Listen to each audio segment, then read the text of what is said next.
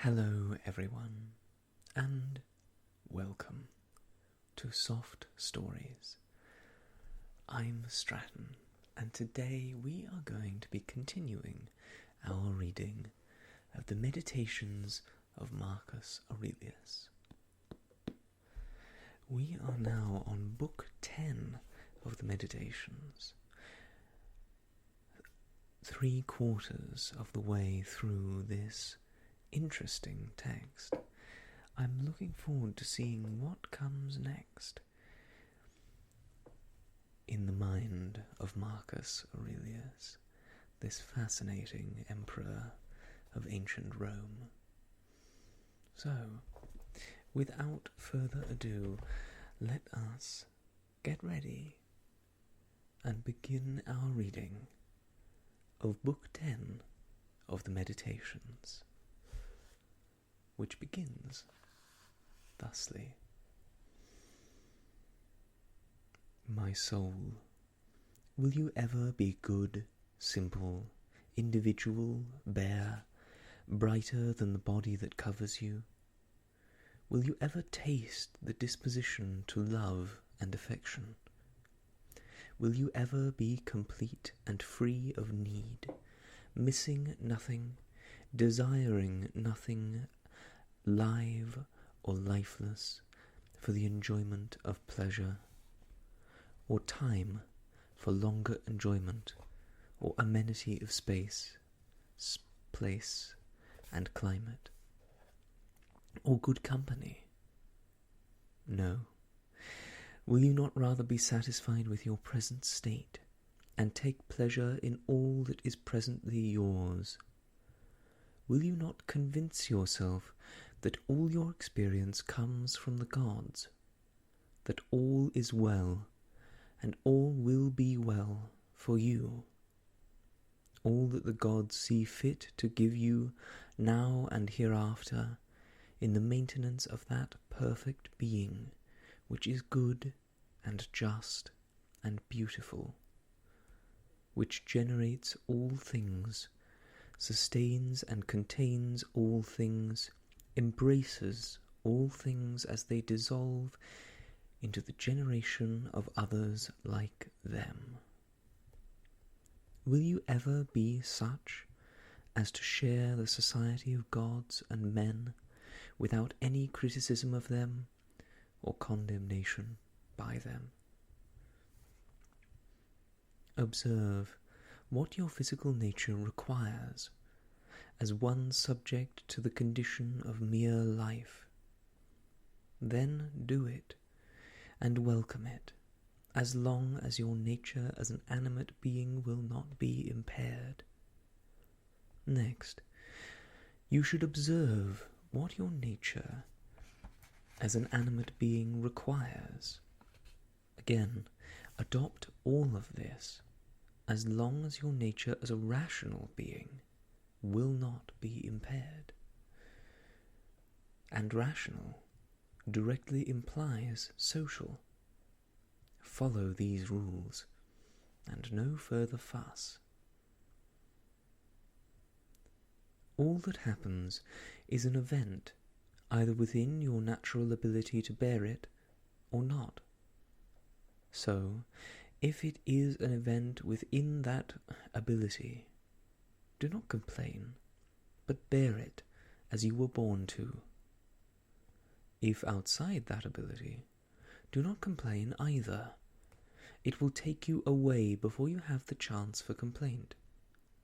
Remember, though, that you are by nature born to bear all that your own judgment can decide bearable, or tolerate in action, if you represent it to yourself as benefit or duty. If he is going wrong, teach him kindly, and show him what he has failed to see. If you can't do that, blame yourself, or perhaps not even yourself. Whatever happens to you was being prepared for you from everlasting, and the mesh of causes was ever spinning from eternity, both your own existence and the incidents of this particular happening. Whether atoms or a natural order, the first premise must be that I am part of the whole which is governed by nature. The second, that I have some close relationship with the other kindred parts.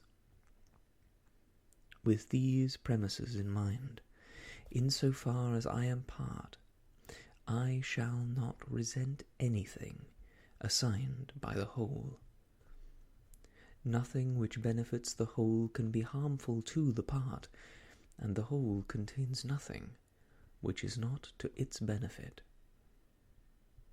All organic natures have this in common, but the nature of the universe has this additional attribute, that no external cause can force it to create anything harmful to itself. So, remembering that I am a part of a whole so constituted will leave me happy with all that happens to me, and in so far as I have some close relationship with the other kindred parts, I shall do nothing unsocial, but rather look to the good of my kin, and have every impulse directed to the common benefit and diverted from its opposite. All this in operation guarantees that life will flow well, just as you would judge a citizen's life in proper flow when he moves on through acts which benefit his fellow citizens, and welcomes all that his city assigns him. The parts of the whole, all that form the natural complement of the universe, must necessarily perish, and perish should be taken in the sense of change. Now, if nature made this perishing of the parts detrimental to them as well as necessary, the whole would be poorly maintained when its parts are always on the way to change, and specifically constituted to perish. Did nature deliberately undertake to harm the parts of herself, to render them both exposed to harm and necessarily condemned to fall into harm? Or did she not notice these consequences? Hard to believe either. But if someone abandons the concept of nature and explains these things as just the way they are, how absurd it is to combine the assertion that the parts of the whole are naturally subject to change with surprise or resentment, as if this change was something contrary to nature, especially as the dissolution of each thing is into the elements of which it is composed. Dissolution is either a scattering of the component elements or the change of solid to earth and spirit to air, so that these two are subsumed into the reason of the whole, whether the whole is periodically turned to fire or renews itself through eternal mutations. And do not imagine that this solid and this spirit are the same as at original birth. All this was gathered only yesterday, or the day before, from the influx of food consumed and air breathed in. So what changes is the gathered influx, and not what your mother bore. Suppose now that this influx has close implication in your individual self. That, I think, has no bearing on the present argument.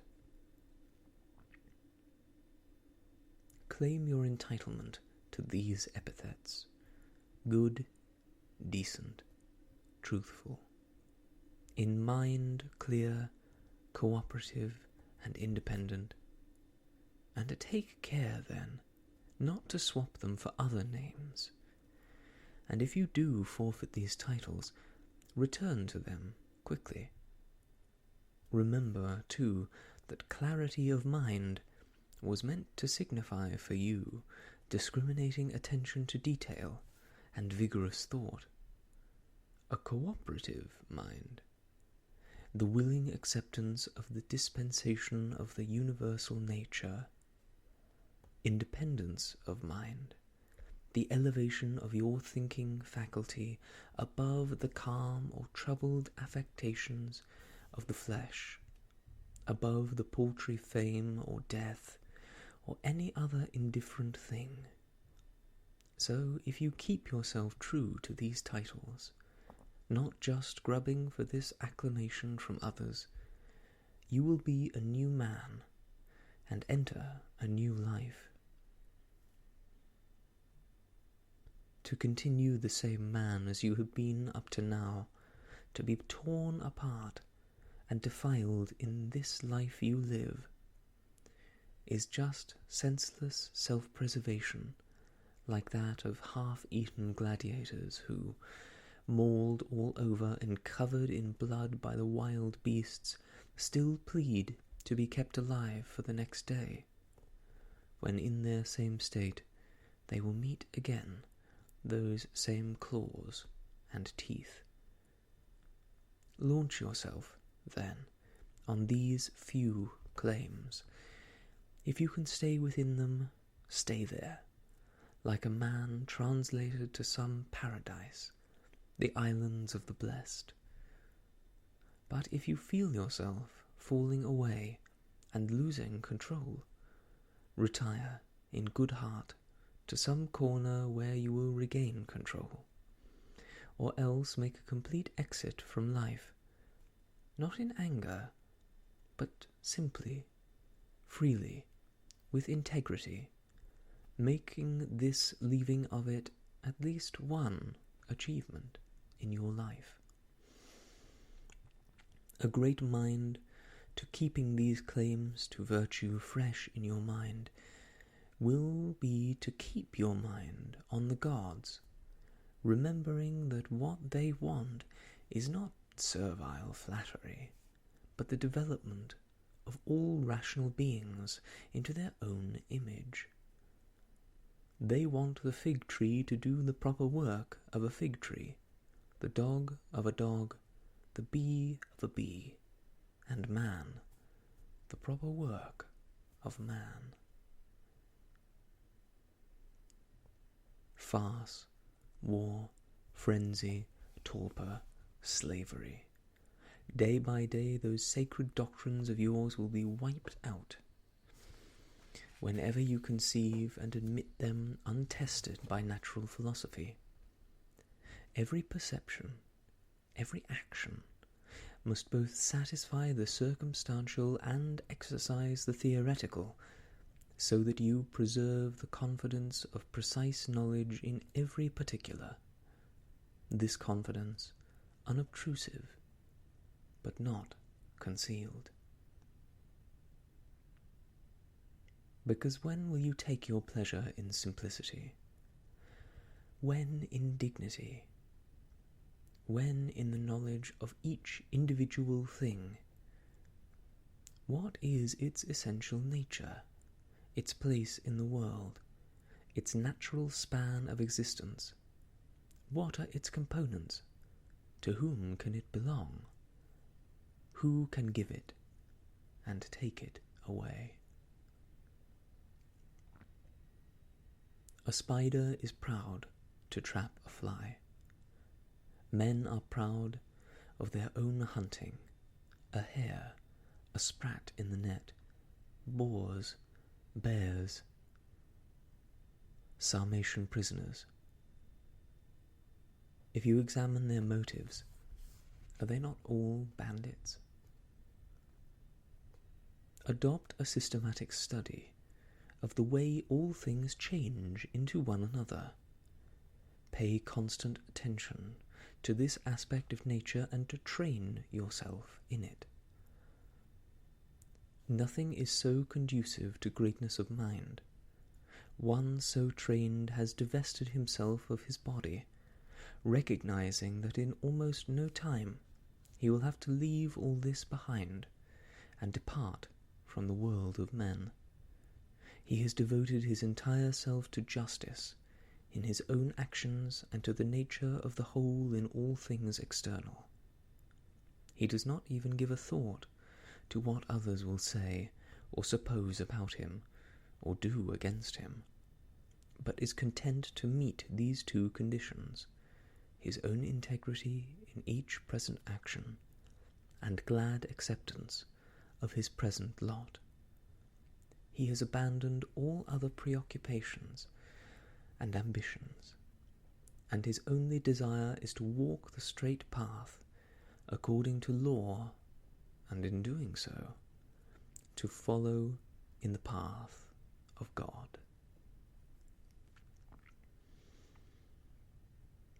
What need of prompt or hint when it is open to yourself to determine what needs to be done, and, if you can see your way, to follow it with kind but undeviating intent.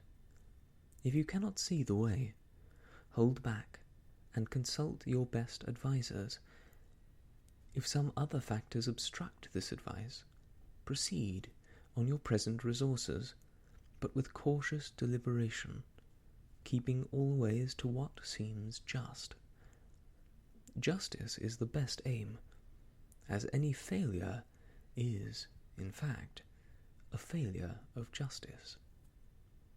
A man following reason in all things combines relaxation with initiative, spark with composure. As soon as you wake from sleep, ask yourself, will it make any difference to you if others criticize what is in fact just and true? No, it will not. You have surely not forgotten what these people who whinny in praise or blame of others are like in their bed and at their board, the sort of things they do and avoid or pursue, their cheating and stealing, not with hands and feet, but with the most precious part of themselves, the part where, if allowed, there grows trust, decency, truth, law, the spirit of goodness. Nature gives all and takes all back. To her, the man educated into humility says, give what you will, take back what you will. And he says this in no spirit of defiance, but simply as her loyal subject. The time you have left is short. Live it as if you were on a mountain. Here or there makes no difference, if wherever you live, you take the world as your city. Let men see, let them observe a true man, living in accordance with nature. If they cannot bear him, let them kill him. A better fate than a life like theirs. No more roundabout discussion of what makes a good man. Be one. Keep constantly in your mind an impression of the whole of time and the whole of existence, and the thought that each individual thing is, on the scale of existence, a mere fig seed. On the scale of time, one turn of a drill. Consider any existing object, and reflect that it is, even now, in the process of dissolution and change, in a sense, regenerating through decay or dispersal. In other words, to what sort of death each thing is born. What sort of people are they when eating, sleeping, coupling, shitting, etc. Then what are they like when given power over men? Haughty, quick to anger, punishing to excess. And yet, just now they were slaves to all those needs for all those reasons. And shortly they will be slaves again. What universal nature brings to each is brought to his benefit. The benefit stands at the time of its bringing. Earth loves the rain. The proud sky loves to give it. The whole world loves to create futurity. I say then to the world, I share your love. Is this not the source of the phrase, this loves to happen? Either you live on here, used to it now, or you retire, your own decision to leave, or you die, your service done. No other choice. Be cheerful, then. Always have clear in your mind that the grass is not greener elsewhere, and how everything is the same here as on the top of a mountain, or on the seashore, or wherever you will. Plato's words you will find directly apposite, walling himself a fold on a mountain, and milking his flock when they bleat. What is my directing mind to me? What am I turning it into now? What use am I making of it? Is it drained of intelligence? Is it divorced and broken off from society? Is it so interfused and welded to the flesh that it sways with its tides? A slave, running from his master, is a fugitive. Law is our master. The lawbreaker is, therefore, a fugitive. But also, in the same way, pain, anger, or fear denote refusal of some past, present, or future order from the governor of all things. And this is law, which legislates his lot for each of us. To feel fear, then, pain or anger, is to be a fugitive. A man deposits his sperm in a womb and goes away. Thereafter another cause takes over, does its work and produces a baby. What a result! From what a beginning! Then again a child takes food down its throat.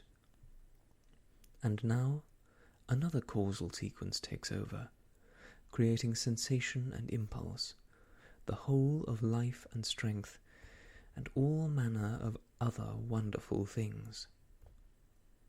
Look, then, at what happens in such mystery, and see the power at work, just as we see the force which weighs things down, or carries them up, not with our eyes, but no less clearly. Constantly reflect that all the things which happen now have happened before. Reflect too that they will happen again in the future. Have in your mind's eye whole dramas with similar settings, all that you know of from your own experience or earlier history.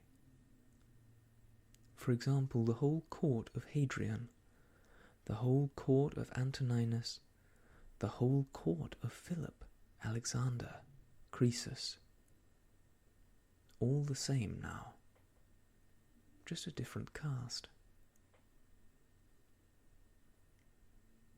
Picture everyone voicing pain or discontent at anything, as like a pig at sacrifice, kicking and squealing.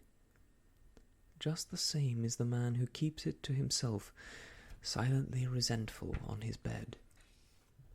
Think of all the threads that bind us, and how only rational creatures are given the choice of submitting willingly to events. Pure submission is forced on all. Consider each individual thing you do, and ask yourself whether to lose it through death makes death itself any cause for fear. Whenever you take offence at the wrong done by another, move on at once to consider what similar wrong you are committing. It could be setting value on money, or pleasure, or reputation, and so on through the categories. This reflection will quickly damp your anger, aided by the further thought that the man is acting under compulsion. What else can he do? Or, if you can, remove the cause of his compulsion. When you see Satyrion, or Eutyches, or Hymen, picture them in Socrates' circle. When you see Eutychion, or Sylvanus, picture Euphrates. When you see Trophiphorus, picture Alciphron. When you see Severus, picture Crito or Xenophon. And when you look at yourself, picture one of the Caesars. For each, then, a parallel in the past. Then let this further thought strike you. Where are those men now? Nowhere, or wherever. In this way you will always look on human life as mere smoke and nothing, especially if you remind yourself also that what has once changed will be no more for the infinity of time. Why then this stress? Why not be content with an orderly passage through the brief span you have? And what material situation, what role are you seeking to escape? What is all this other than an exercise for that reason which has looked at all of life with close and scientific inquiry? Stay on, then, until you have assimilated all this too, just as a strong stomach assimilates all food, or a bright fire turns all that you throw on it into flame and light. Let no one have the chance to accuse you, with any truth, of not being sincere or a good man. Make sure that anyone taking this view of you is a liar. This is wholly up to you. Who is there to prevent you being good and sincere? You must decide to live no longer if you won't have these qualities. And reason, too, abandons the man who won't. In any given material circumstance, what can be done or said to soundest effect? Whatever that is, it is in your power to do it or say it, and make no pretense of obstacles in the way. You will never cease moaning until you experience the same pleasure in making an appropriately human response to any circumstance you meet or face, as the hedonist does in his indulgence. A response, that is, in keeping with man's constitution. Because you should regard as enjoyment any action you can take in accord with your own nature, and you can do that anywhere. Now, the roller does not have the gift of following its own movement wherever it will, nor does water, or fire, or anything else subject to a nature or life without reason. There are many barriers or impediments in their way, But mind and reason have the power, by their nature and at their will, to move through every obstacle. Keeping clear in your view this easy facility of reason to carry through all things, like fire rising, a stone falling, a roller on a slope. Stop looking for anything more. Any remaining hindrances either come from the corpse which is our body, or, without the judgment and consent of our own reason itself, have no power at all to break or harm. Otherwise, anyone meeting such hindrance would immediately become bad himself. With all other organisms, any harm occurring to any of them makes them worse in themselves. But in our case, to put it so, a person actually becomes better and more praiseworthy for the right use of the circumstances he meets. Generally, remember that nothing harms the citizen of nature other than what harms the city, and nothing harms the city other than what harms the law. None of our so-called misfortunes harms the law. So what is not harmful to the law does not harm either city or its citizen. One bitten by the true doctrines needs only a very short and commonplace reminder to lose all pain and fear. For instance, the wind scatters 1 year's leaves on the ground. So it is with generations of men. Your children are no more than leaves. Leaves to these loud voices of loyal praise, these curses from your opponents, this silent blame or mockery. Mere leaves likewise those with custody of your future fame. All these come round in the season of spring. But then the wind blows them down, and the forest puts out others in their stead. All things are short-lived. This is their common lot. But you pursue likes and dislikes as if all was fixed for eternity. In a little while, you too will close your eyes, and soon there will be others mourning the man who buries you. The healthy eye must look at all there is to be seen, and not say, I only want pale colours. This is a symptom of disease. The healthy ear and nose must be ready for all sounds or smells, and the healthy stomach must accept all food in the same way that a mill accepts all that was made to grind. And so the healthy mind too must be ready for all eventualities. The mind which says, my children must live, or there must be popular acclaim for all I do, is the eye demanding pale, or the teeth demanding pap. No one is so fortunate as not to have standing round his deathbed some people who welcome the fate coming onto him. Was he the earnest sage? Then maybe there will be someone at his final moments saying to himself, we can breathe again now, rid of this schoolmaster. He was not hard on any one of us, but I could feel his silent criticism of us all. So much for the earnest sage, but in our own case, how many other reasons are there for a general wish to be rid of us? You will think of this when you're dying, and your departure will be the easier if you reason to yourself, I am leaving the sort of life which in even my colleagues, on whose half I have expended so much effort, prayer, and thought, even they want me out of the way, doubtless hoping for some relief from my death.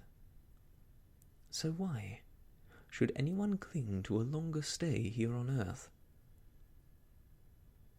Do not, though, for that reason feel any less warmth for them as you depart this life, but keep true to your own character, friendly, kind, generous. Again, your leaving of them should not be a wrench from life, but rather that easy slipping of the soul from the body's carapace experienced by those dying at peace. Nature bound you to them, and made them your colleagues, but is now releasing you. My release is like parting from kinsmen, but I do not resist or need to be forced. This, too, is one of the ways to follow nature.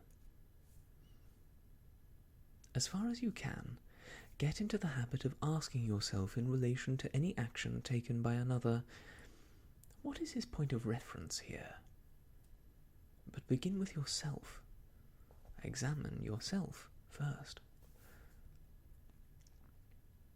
Remember that what pulls the strings is that part of us hidden inside. That is the power to act. That is the principle of life that, one could say, is the man himself. So never give any equal thought to the vessel which contains it, or the organs built around it. These are an instrument, like an axe, differing only in their attachment to the body. There is no more use in these parts, without the agency which starts or stops them, than in the shuttle without the weaver, the pen without the writer, the whip without the driver. And that is the end of Book 10 of the Meditations of Marcus Aurelius. Another interesting one. I did enjoy this. There were several parts which definitely stood out to me.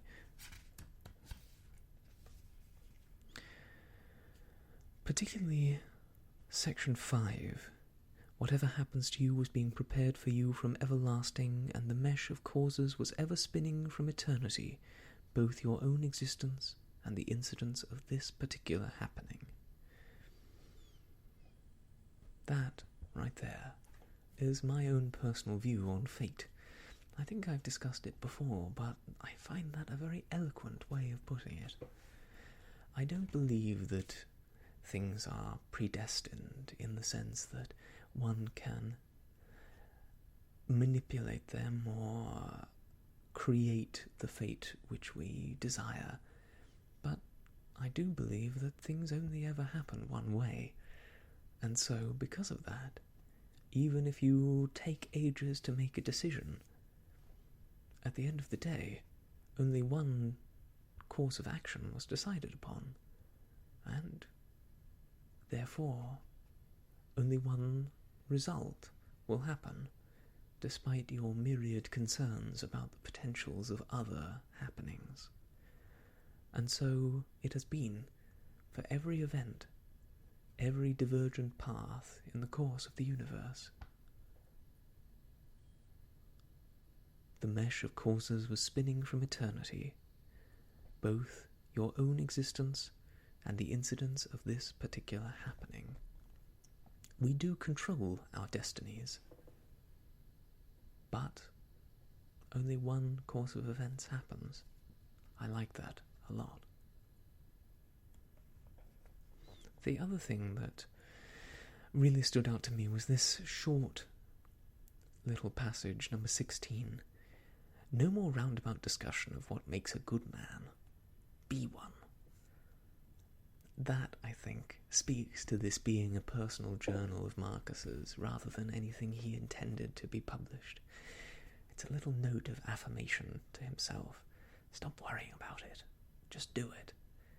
I can see myself writing in a journal, thinking about all of the things that I want to get done and the person that I want to be, and then just summing it all up with no more roundabout discussion.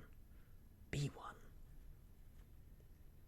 It's passages like that that really speak to me about the humanity of the person who wrote this.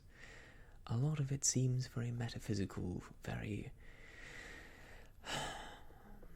high concept, But we see moments of the individual, the person who is worried about his position in society, is worried about whether he will be a good emperor or not, worried about what others will think of him. And this is a book of reassurances to himself and reassurances to us all. Thank you so much for joining me on this short episode of Soft Stories. I must leave you now, but we will return again soon with Book 11, the second to last book in the Meditations. We're getting very close to the end. Until that time, I wish you all the best, and goodbye.